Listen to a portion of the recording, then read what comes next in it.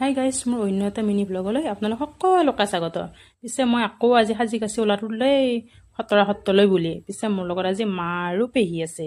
আপোনালোকক যে মই আগৰটো ভিডিঅ'ত কৈছিলোঁ খতৰা সত্ৰত পাঁচতি মহোৎসৱ হৈছে বুলি, তাতে যাবৰ কাৰণে আহিছোঁ। পিছে আমি আহি পোৱালৈকে চবে একদম সেৱা চেৱা লৈ উঠিলে। আমি অকণমান ধৰ দেৰি হৈছে, হ'লেও বাৰু একো কথা নাই। আমি বঢ়িয়াকৈ সেৱা চেৱা ল'লোঁ, লৈ শৰাই চৰাই দিলোঁ। দি মেলি ধুনীয়াকৈ আমি এপাক মন্দিৰতে ঘূৰিলোঁ, বঢ়িয়াকৈ দোকান বজাৰবিলাক চালোঁ। চাই লৈ বঢ়িয়াকৈ আমি মন্দিৰৰ পৰা বাহিৰলৈ পিছে ওলাই আহিলোঁ। যিহে গৰম, মোৰ অৱস্থা দেখিছানে? মুখত একদম হাঁহি নোহোৱা হৈ গৈছে। কেনেকৈনো হাঁহি ওলাব এসোপা ৰ'দত। কিমান যি চিয়া গাইছে বাপ বাপ।